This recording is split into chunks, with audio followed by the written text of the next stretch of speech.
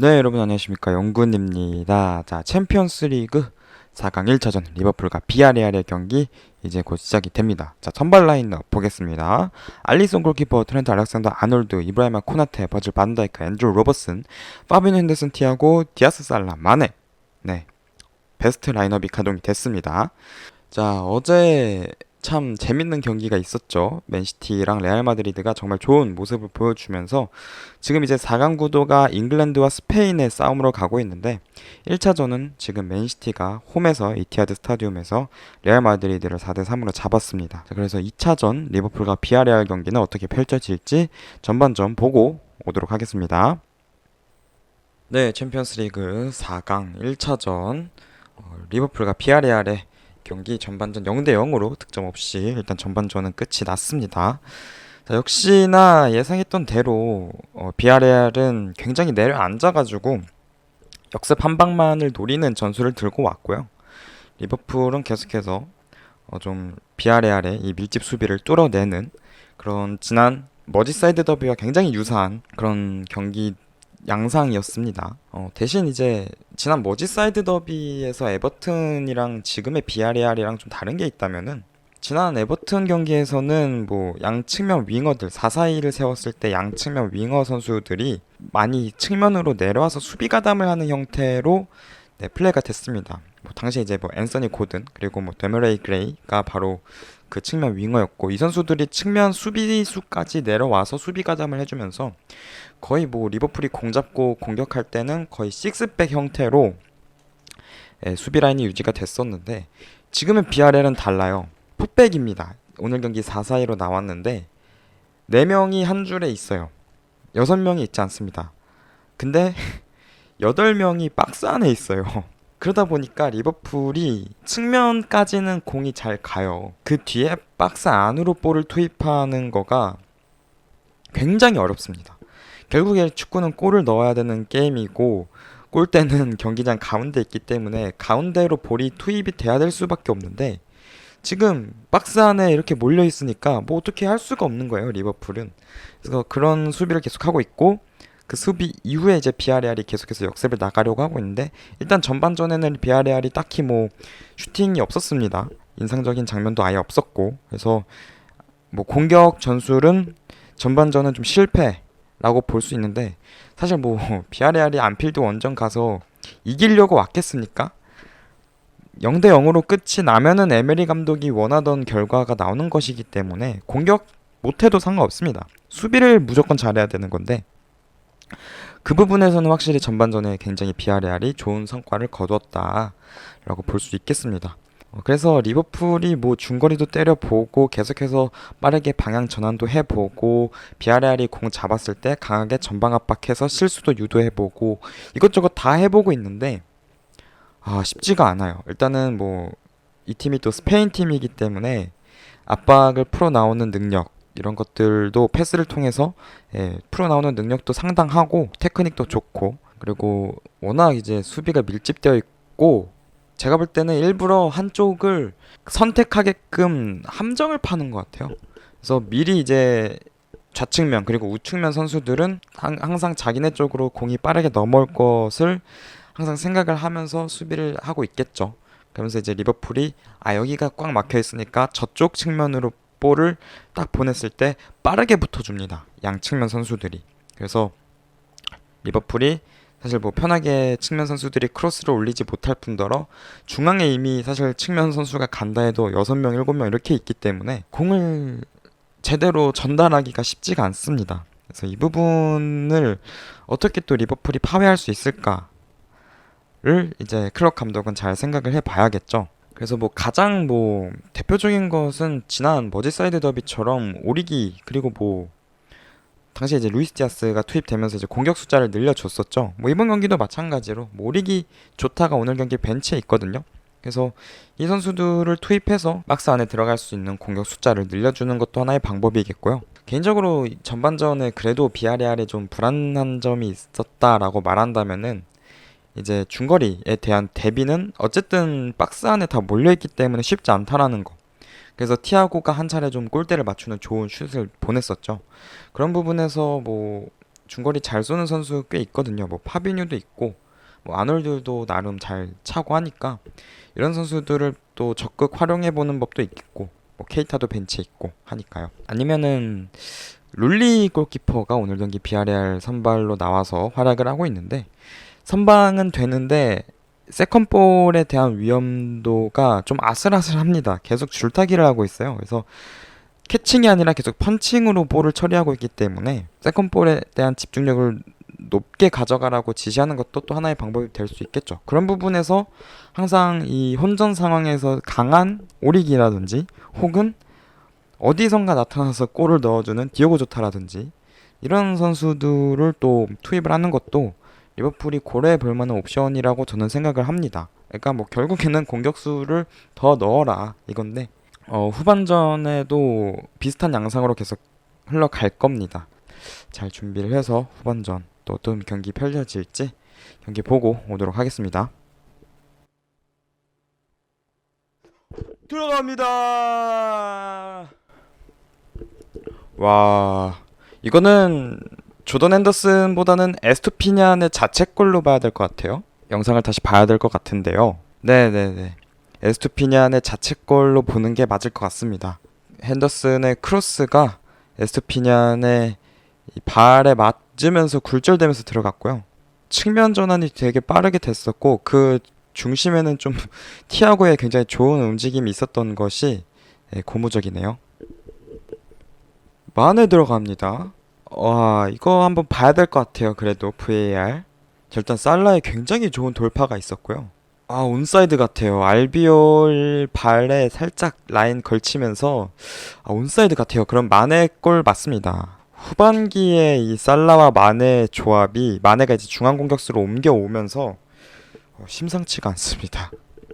네, 챔피언스리그 4강 1차전 리버풀과 비아레알의 경기는 2대 0으로 리버풀이 1차전 승리 가져가면서 2차전 굉장히 수월하게 치를 수 있게 되었습니다. 후반전에는 좀 더 티아고라든지 이 미드필더들이 좀 더 전진된 위치에서 경기를 할 수 있도록 위치 조정이 좀 있었습니다.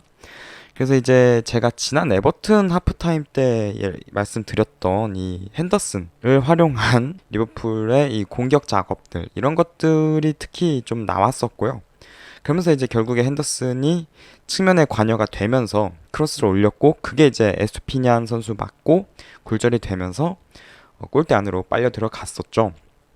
그런 부분들이 굉장히 잘 먹혔다 결국에 이렇게 볼 수 있겠고요. 그리고 이제 선제 실점 이후로는 약간 흔들리면서 수비진이 리버풀에게 좀 공간을 많이 내줬었고 그 공간을 잘 활용해서 마네의 추가골까지 빠르게 나오면서 리버풀이 2대 0까지 만들었습니다. 결국 후반전의 차이를 만든 것은 에스투피런이에요. 비아레알의 레프트백인데 지금 이제 비아레알 레프트백이 에스투피런도 있지만 알베르토 모레노라고 하는 한때 이제 리버풀 선수였던 친구도 있죠. 이 두 선수의 공통점은 빠르고 좀 더 이제 공격적인 부분에서 관여가 되는 선수들이지만 수비에 있어서는 굉장히 큰 약점을 지니고 있는 선수들입니다. 그래서 에스투피런도 마찬가지로 오늘 경기에서 그런 부분 때문에 후반 초반에 좀 살라를 막다가 손을 쓰면서 옐로 카드를 받았고 그 이후로 이제 리버풀이 집요하게 그 공간만을 노리면서 굉장히 이 에스투피런이 고전을 많이 했고 결국에 교체가 됐었죠. 그래서 뭐 페드로사가 측면 풀백으로 내려와서 이제 수비를 했는데 개인적으로 저는 그렇게 생각합니다. 솔직히 말해서 전반전 잘한 건 맞아요. 비아레알이 잘한 건 맞지만 결과적으로 봤을 때는 2대 0으로 패했잖아요. 그래서 이런 걸 생각해 봤을 때는 차라리 에스투피런 같은 선수를 이 스토퍼 역할로 놓으면서 3백을 형성하는 건 어땠을까? 그러면서 이제 윙백도 이제 수비 관여에 할 수 있게끔 할 수 있는 스쿼드를 만들면 어땠을까 하는 생각은 있거든요. 저는 이 코클랭이 측면 미드필더로 나왔다. 이 얘기를 들었을 때 솔직히 말하면은 약간 5백을 쓰려고 하나라는 생각도 했어요. 에스투피런이 어쨌든 수비적으로는 조금 아쉬움이 있는 선수다 보니까 아예 이 선수를 스토퍼로 쓰고 코클랭을 윙백으로 사용하면서 뭐 에스투피런은 들어오는 살라를 막고 코클랭은 이제 아놀드를 좀 마킹하는 그런 역할을 좀 부여를 했나라고 생각을 했는데 뭐 그런 건 아니더라고요. 그래서 또 그랬으면 어땠을까 하는 또 아쉬움은 있습니다. 결국에는 에스투피냥 혼자서 이 좌측면을 막으려고 했고, 왜냐면 코클랭은 아스날 시절 보시면 아시겠지만 중앙 미드필더예요. 측면에서 활약할 만한 역량이 있는 선수가 아니고, 또 지금 이제 또 나이도 어느 정도 있는 선수이기 때문에 사실 기동력적인 부분에서도 뭔가 살릴 수 있는 선수는 아니거든요, 측면에서. 그래서 이제 주로 이제 중앙지향적인 플레이를 했는데, 그런 부분에서 사실 에스투피런에게 수비 부담이 너무 많이 짊어졌던 거죠. 그래서 이런 부분들을 이제 리버풀이 후반에 잘 이용해서 득점을 만들어냈던 거고요. 결국에 에메리 감독이 어떻게 보면은 이것도 하나의 좀 패착이라고 볼 수 있겠죠. 결국에는 에스투피런에게 너무 큰 짐을 지어준 것. 그리고 또 하나 패착이 있다면 결국에는 오늘 경기 나서지 못한 예레미 피노 그리고 제라르 모레노라고 하는 이 두 명의 주축 자원들이 부상으로 결장했다는 거예요. 사실 뭐 모레노는 이미 지난 경기에서 햄스트링 부상으로 아웃이 됐었기 때문에 발렌시아전에서 그래서 사실 뭐 아웃되는 거는 기정사실이었어요. 근데 피노까지 사실 갑자기 아웃이 된 거거든요. 피노는 이제 우측 윙어고 모레노는 스트라이커인데 단주마도 물론 좋은 선수고 이번 시즌 굉장히 많은 스탯 생산을 하고 있지만 결국에는 오늘 경기 보셔서 아시겠지만 전혀 뭐 보이지가 않았습니다. 단주마. 예. 있는 듯 만 듯 했고요. 그만큼 어쨌든 사실 영향력도 많이 사실 부족하고 온더볼 상황에서 강한 친구인데 오늘 경기 비아레알의 특성상 온더볼을 잡을 만한 기회가 많이 없었고 또 그러다 보니까 로셀소랑 파트너가 되어서 나왔는데 로셀소는 이제 주로 이제 4-4-1-1처럼 해서 공격형 미드필더 혹은 뭐 세컨 스트라이커 이런 느낌으로 이제 이번 경기 임했기 때문에 투톱으로 단주마 모레노가 쓰는 것과는 또 약간 느낌이 다르죠. 그리고 모레노도 어쨌든 비아레알의 공격 선봉 선두 주자로서 이제 활약을 해주고 있었던 상황이고 피노도 굉장히 젊은 선수예요. 02년생으로 알고 있는데 어쨌든 빠르고 또 빠릿빠릿한 선수이기 때문에 볼 운반에 있어서 또 좋은 모습을 보여줄 수 있었던 자원이에요. 물론 이제 축구 해제도 대신 나온 축구 해제도 굉장히 빠른 선수지만 피노가 어쨌든 운반에 있어서는 좀 더 전 낫다라고 생각을 하거든요. 그래서 사실 이 두 선수가 또 빠진 거가 어쨌든 에메리 감독 입장에서는 역습을 전개하는 데 있어서 수비는 뭐 그렇다 치더라도 역습을 전개하는 데 있어서는 너무 아쉬웠다. 왜냐면 오늘 경기 비아레알이 유효 슈팅이 0개예요. 슈팅도 하나인가 밖에 없는데 그것마저도 이제 거의 뭐 로셀소가 그냥 좀 관중석 쪽으로 완전 날려버린 그 슛이었죠. 그래서 사실상 수비 전술을 전반전에까지만 하더라도 굉장히 좀 잘 가져왔다라는 평가를 줄 수 있겠지만 결국에 2실점을 했고 그리고 이 내려앉아 있던 와중에 역습으로 뭔가 위협적인 모습을 보여줬냐? 그것도 아니에요. 그래서 결국에는 공수 모두 사실 실패를 했다. 비아레알은 이렇게 볼 수 있겠고 그만큼 이제 리버풀이 잘했다라고 또 볼 수 있는 거죠. 비아레알이 못한 만큼 리버풀이 공수에서 좋은 모습을 보여주었다. 이렇게 볼 수 있는 거고 사실 너무 좀 비아레알이 라인을 안 올리려고 하다 보니까 티아고라든지 파비뉴를 너무 놓아준 감이 있어요. 사실 뭐 파비뉴까지는 그래도 이 투톱 로셀소와 단주마가 항상 이제 센터백까지는 아닌데라도 파비뉴 근처에 계속 약간 보쌈처럼 양옆에 있으면서 파비뉴 쪽으로는 공이 안 가게 해줬단 말이에요. 위치 선정을.